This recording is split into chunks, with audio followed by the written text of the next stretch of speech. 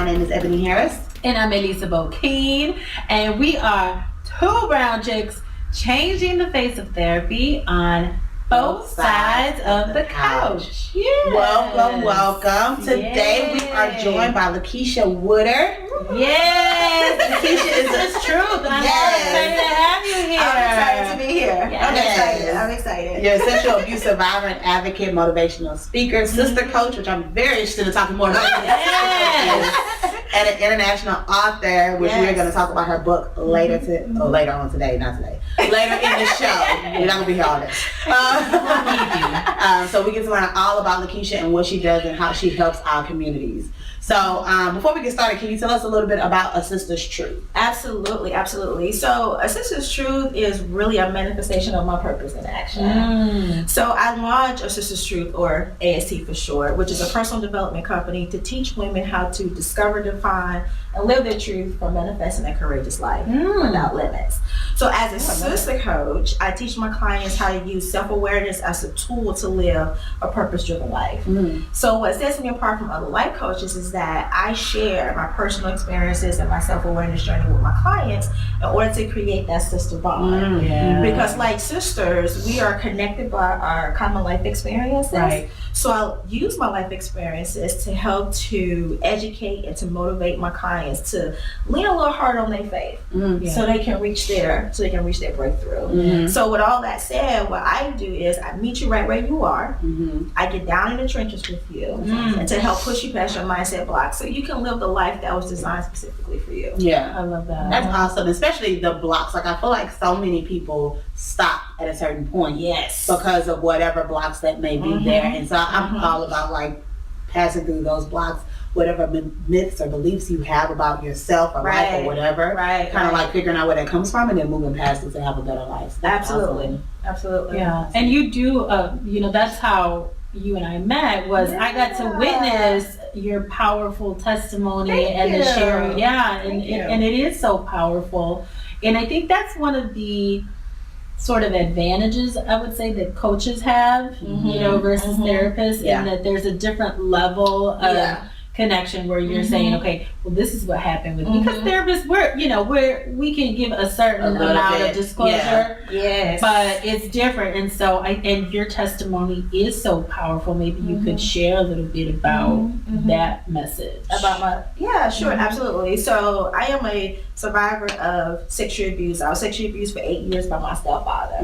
So the sexual abuse started when I was 8 years old. So my journey to purpose started with me discovering who I am. So, self-awareness is a journey. And so with my clients, I take them through 3 phases of self-awareness. And that's discover, define, and live your truth. And these are the phases that I personally went through. This is how I transitioned from victim to survivor of sexual abuse. So I started off with discovering who I am. Who is LaKitia? Right. Who is LaKitia? Because sexual abuse did such a number on me, as you guys can probably imagine, right? So it was a lot of emotional barriers I needed to, to get through in order to walk in the person that I am, in order to know who God created me to be. So that took a while. And in order to really get to the root of who I am, I needed to heal from the sexual abuse. So therapy was huge on my journey.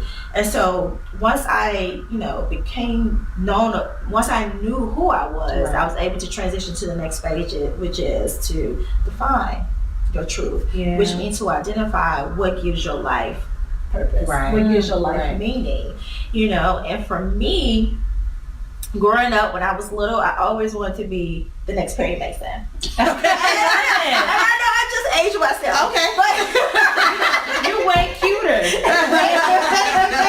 Thank you.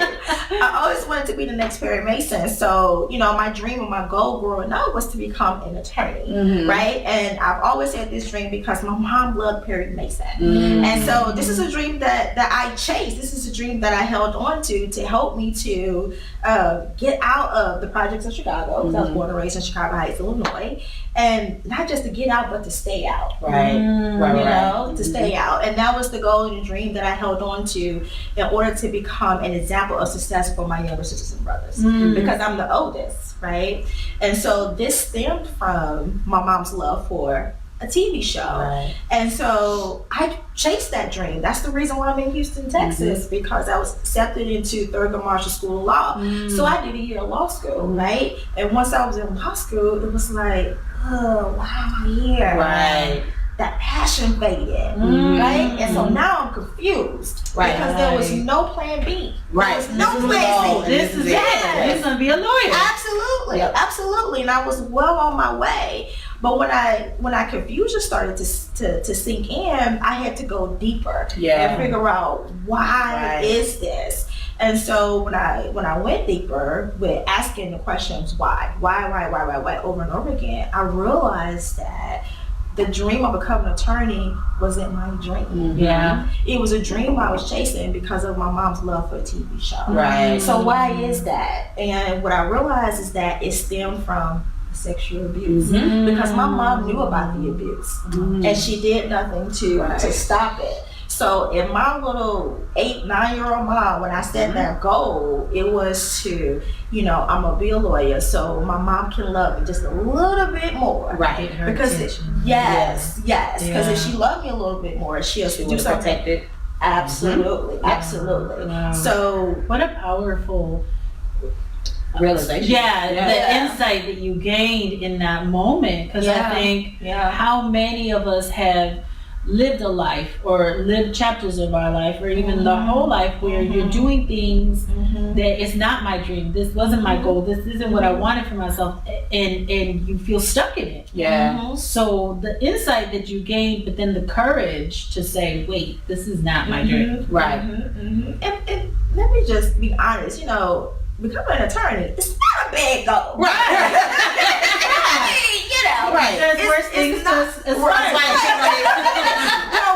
aspire to. But at the end of the day, it wasn't, the purpose that God had placed on my life. I had been through this experience where I was sexually abused for 8 years by my stepfather. I had transitioned through it. And along that journey of going, through college and getting into law school, I was constantly sharing my experience with other women. I was constantly motivating other women. And as a matter of fact, I was speaking in college. I was part of a group called Youth for Survivors, and I joined this group because I needed money. They paid a stipend. I was in school. I was in college. It paid a stipend, and so it was a group of college kids who went around and talked about different at-risk behaviors. So I talked about sexual abuse. There was someone I talked about being HIV positive. There was someone who talked about homelessness. There was a guy who talked about going to jail, getting incarcerated, and getting out. So during college, I spoke about sexual abuse.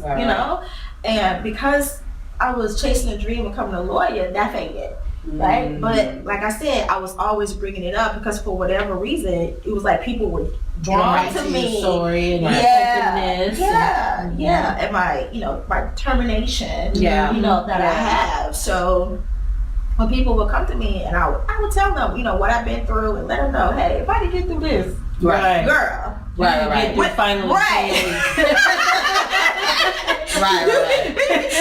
go home and tell your husband you love him. That type of thing. And so when I decided not to go back to law school, you guys, that was like a huge feat for me.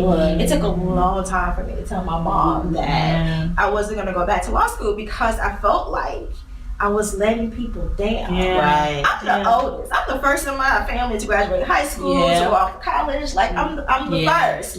So it was a huge thing for me to get into law school. That was huge.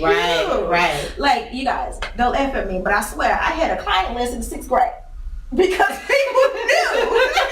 They were like, when she gets there, we will hire you.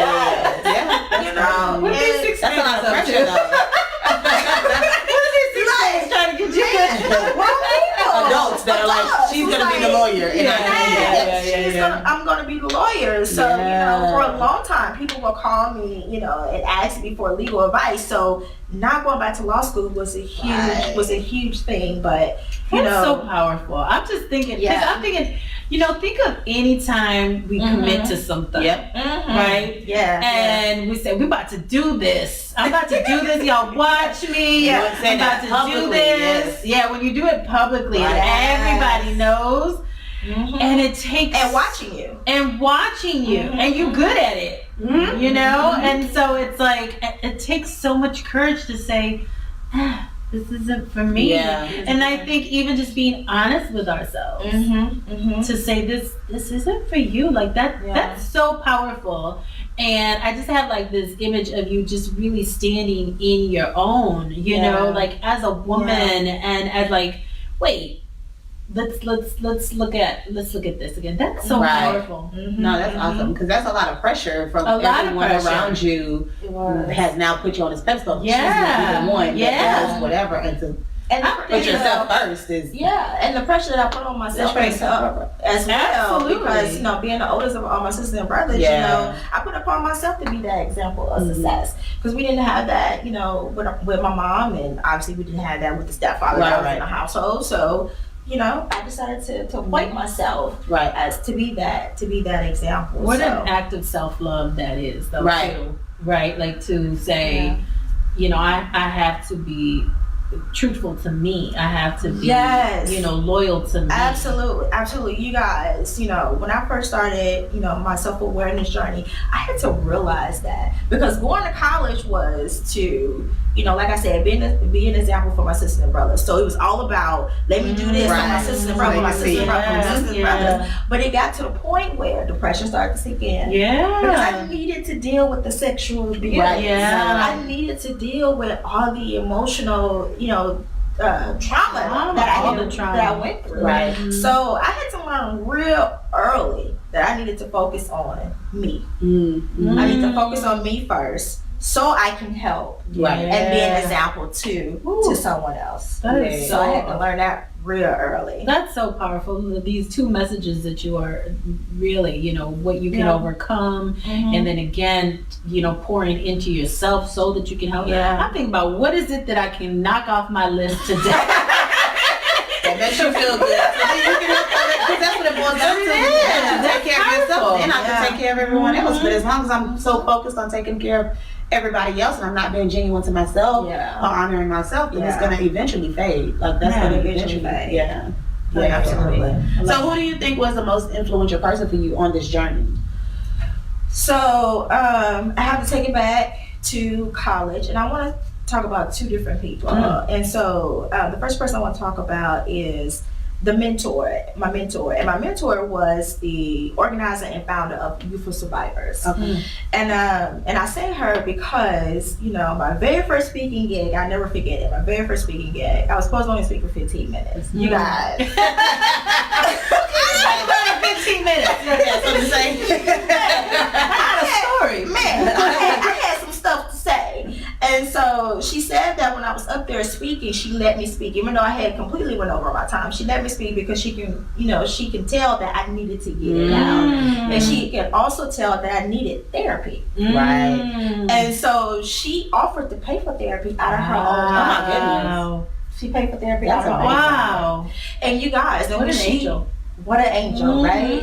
And when she, you know, when she presented it to me, she also told me that she thought that I should have a male therapist. And she thought that because my abuser was male. So in order to rebuild that trust with me, I thought it would be good for me to have a male therapist. What an incredible woman. What is her name? Where is she? Her name is Janice Moss. Janice Moss. And you guys, talk about, she's talking to like a 17, 18 year old.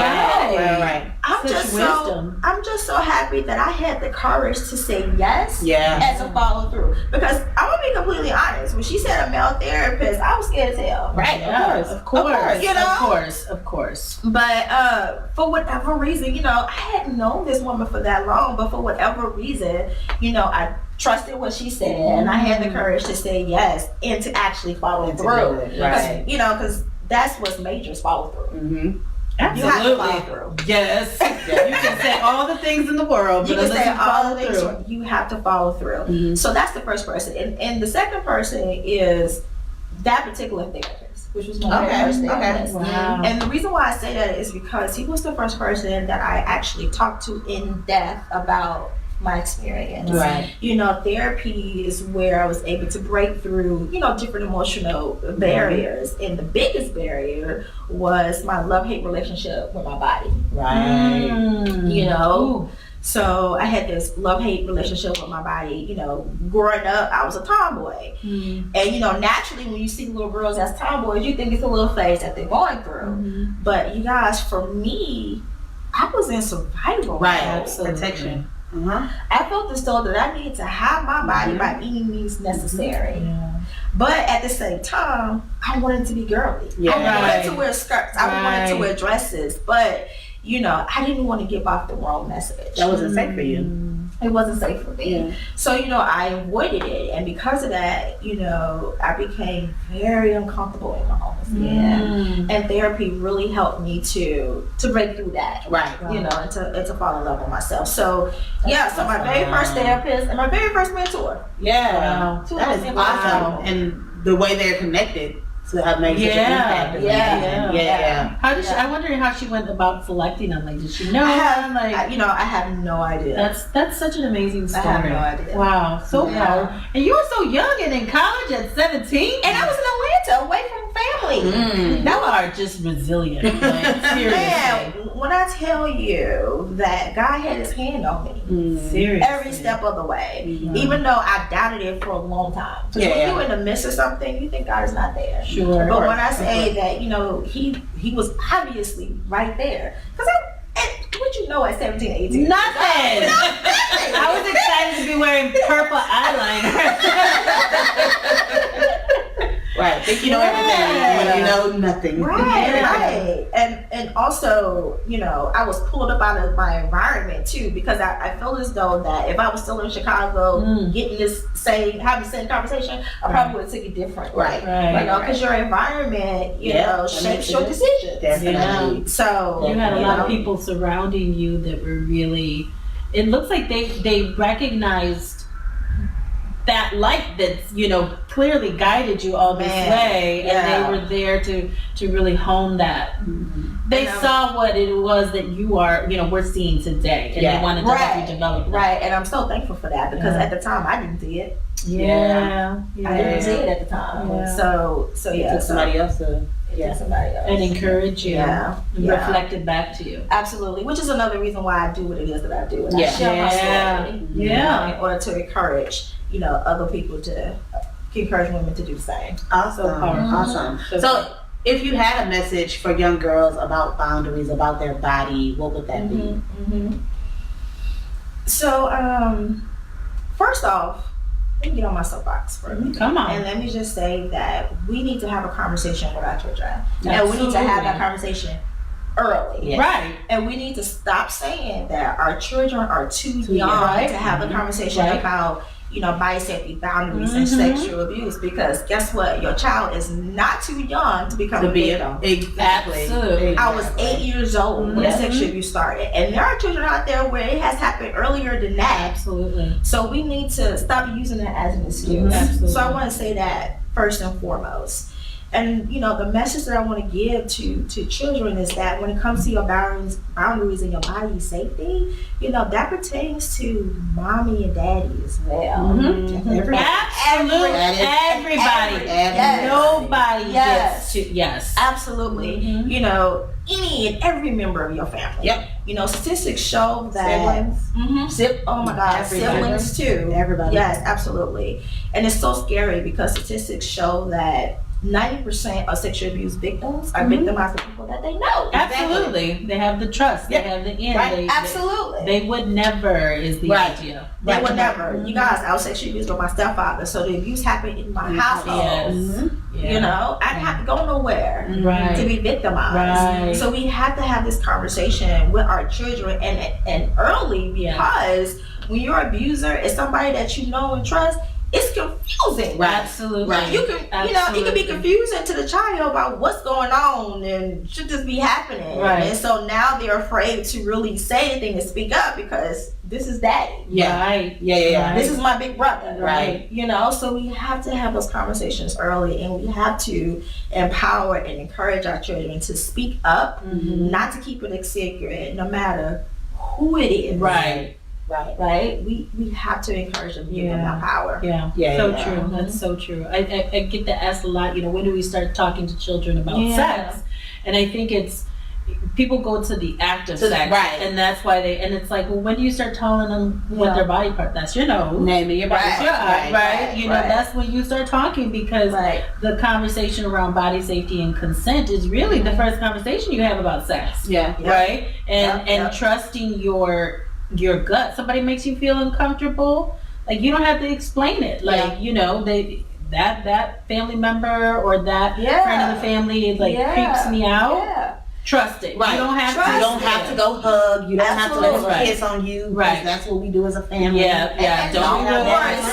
And don't force your child to do that. Right. Absolutely. They should have an autonomy over their body. Absolutely. You know, I don't have children yet, but my best friend who has 2 little boys, I love her because when she have conversations with her sons, she tells them the proper names of their body. Absolutely. So my godson says he has a penis. That's right. Yeah. That's what it is. That's right. Absolutely. And he's 5 years old. Yeah. So I think that's important too for kids to know the proper names of especially when we're talking about the possibility. I mean, of course you want to protect our children, but we know that we can't. Right. And I've heard, and I might have said that on here before, but like the story of a teacher who the little girl was like, somebody put their hand in my pocketbook. And she didn't know. She's like, oh, we'll just tell them to snatch her purse. And so then later on, she's like, oh, but she would have never got that because they said pocketbook as opposed to they touched my private, even if you said private area, vagina, whatever. So that's so true. It's the first step to teaching children to have agency over their body and to begin to trust themselves, because I think that's where a lot of these predators, they'll prey is in the child that is unsure, they're not certain, so just even the child knowing, it's probably like, that's my vulva, that's the penis. Wait, what? You're having a conversation, with somebody's having a conversation. Yeah. So true. And it helps the child to feel empowered because they know who they are. Exactly. And not shame around certain areas. Yeah. Because if I can't even name the body part, what does that say? Like, we just, it's down there. About it, right? We don't explain. So if something happens to that area, we don't talk about it. Right. So true. Absolutely. So tell us your favorite resource, book. Show us that book. Come on. Show us your book, and then if you have another resource to share, please do.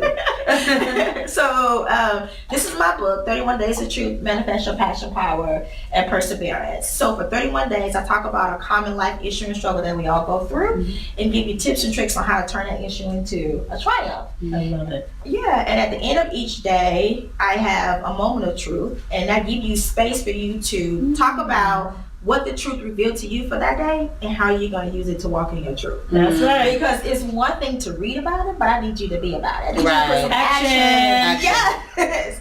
I need you to put some action behind it.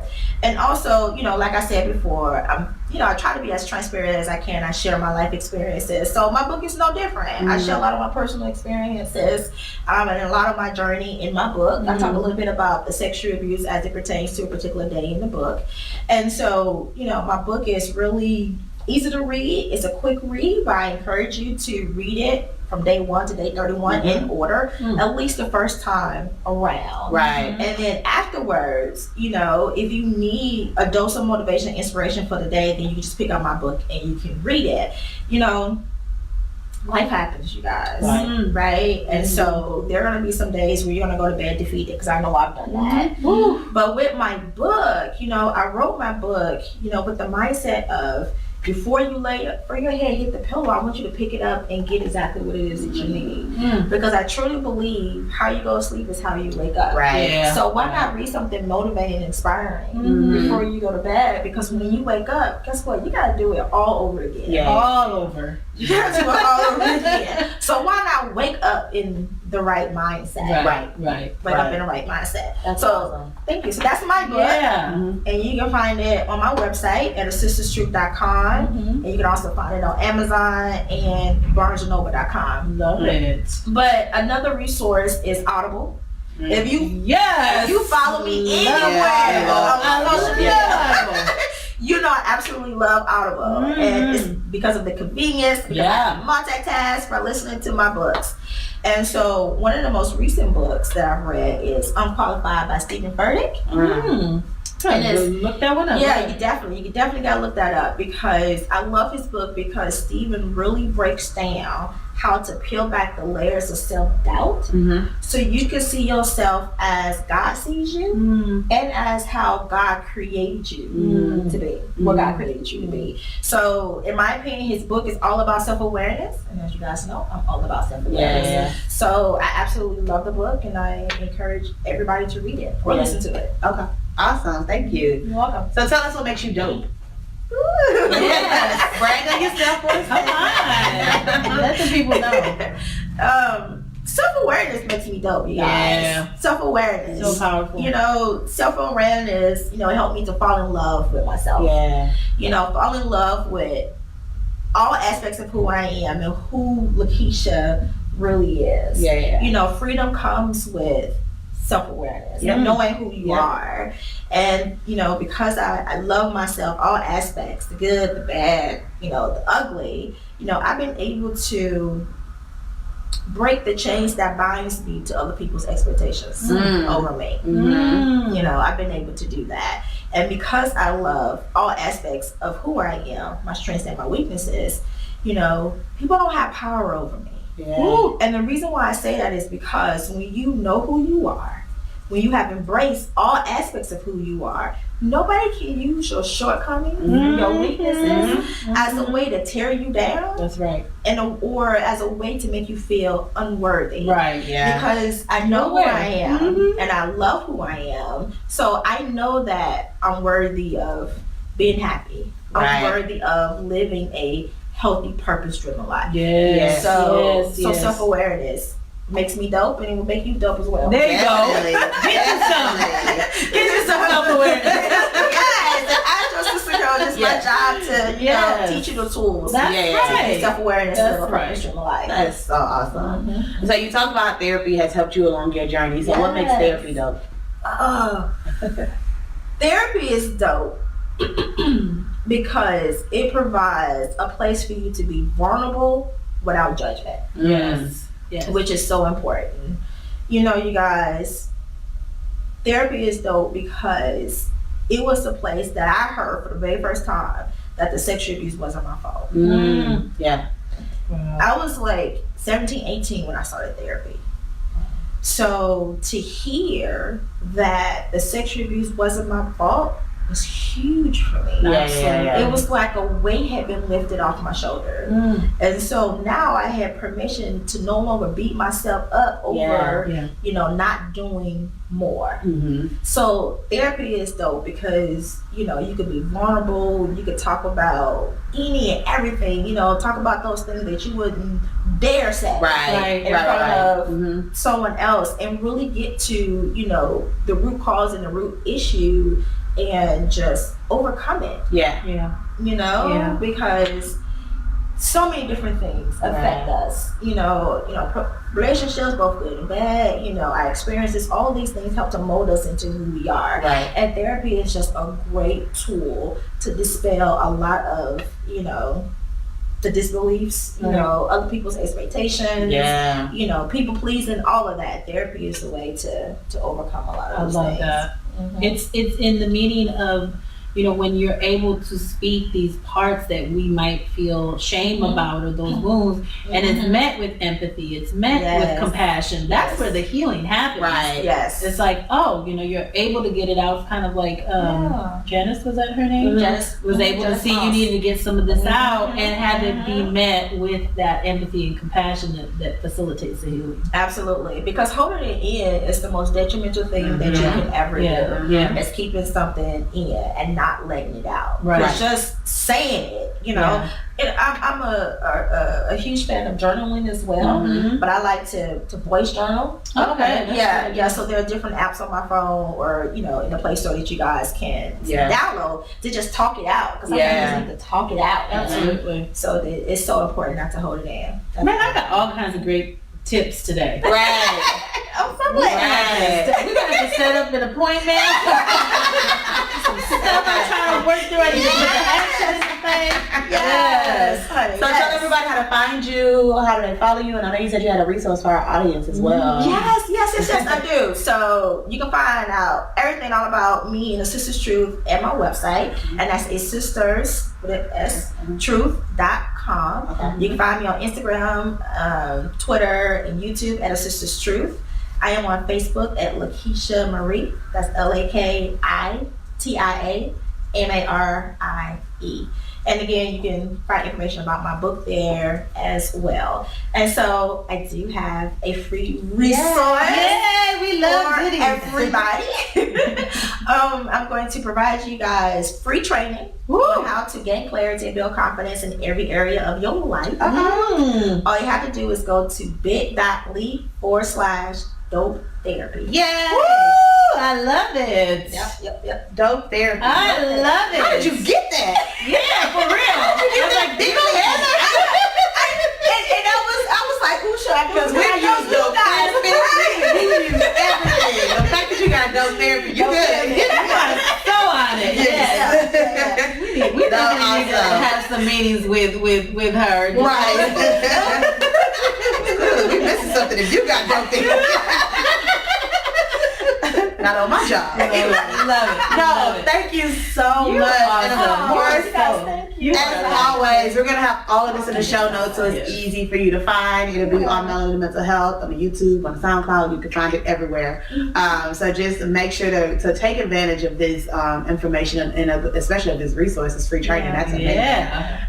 Get the book. Yes. Follow her. Get the book. Yes. All of that's going to be linked so y'all can just support her and continue to follow her in her journey and support her in any way that we can, because that's what we want to make sure we do. So thank you for joining us today. Go to Melanin and Mental Health, of course, like I said, to check out this podcast and previous podcasts, as well as get under the directory. Oh, and you guys show the shirt. Oh, sports bras. Respect my boundaries, which I didn't even think about the topic we were talking about today. Yeah, that's perfect. I love that. Go check out new merch coming every week, and this is I guess it's been on for a couple weeks, but yeah, respect my boundaries. I don't know if green is on there. Sorry guys. I'll add it because I thought about that. I was like, I don't know if it's on there. I just really wanted a green shirt for Christmas, you know. She wants to wear that to all the holidays. Every holiday, you probably gonna see me in this Respect My Boundaries shirt. But yeah, check out melaninmentalhealth.com/shop if you want to check out all of our merch and support us in that way. If you're having any issues with that, please let me know, because I did find out that we had some shipping issues happening, but I think I resolved most of them. And I think that's it. That's it. We had a dope webinar yesterday. Oh, it was so good. Dr. Manuel, thank you so much. He talked about browning your counseling. If you missed it, you missed an awesome webinar. But you can still go there. They can still get the recording. You just don't have the luxury of asking him the questions live. But it was so good. It was on working with the Latinx population, really minority populations, and decolonizing therapy. So you can find that in the shop. That'll be in the shop as well, in the webinars. I need to add my I'm going to check that out. Yeah, it was really good. It was amazing. Just the point, and I'm going to quickly say this. Even thinking about as therapists, the way that we're taught to work with individuals and very focused on the individual, whereas in minority communities, a lot of time the community is so important and the relationships are so important. And so to tell somebody you have to do what's best for you and negate what's best for the people in your community sometimes is a struggle. And so we have to learn how to adjust our approach sometimes. So many gems. So many gems today. So many gems. So check out the shop page under webinars. It'll be on there today. Today. We just had it last night. But yeah, I think that's it. Is there anything else that we have? No, I think that's it. Well, you gonna be? You still gonna do? Oh, Chicago! If you are in Chicago, I will be at the I Can Collective. We are doing a Melanin and Mental Health panel to talk about self-care and entrepreneurship. I will be hosting that panel. And I love that. Catch me with my self-care T-shirt. sitting on the panel. But yeah, I'm excited about that. I'm excited to go down there. And the person that runs the I Can Collective, we have been talking on social media for like a year straight, so I finally get to meet her. She's a dope person. And so if you can come out and support that, I am going to post it on my social media, and I guess you can post it on Melanin. Absolutely. I'm the worst at this. Tell me what you got going on. Let the people know. But yeah, that'll be the conference is Friday and Saturday, but I'll be speaking on the panel will be Saturday afternoon, I believe. So it's gonna be. Are you gonna pop up anywhere? Nice. I don't know yet. If I pop up, if you're in Chicago and you want her to pop up somewhere, follow Melanin and Mental Health, and then if I decide to pop up, I'll put it on Melanin and Mental Health. There you go. I just couldn't have that pressure this time. Chicago showed out the last time. It was overwhelming for me. We had like 300 people RSVP. Wow. I was overwhelmed. So if I do decide to, go have a little sippy sip or something, I'll put it on social media. We can hang out, we can talk, and maybe I'll have some shirts with you. All right. All right. Bye.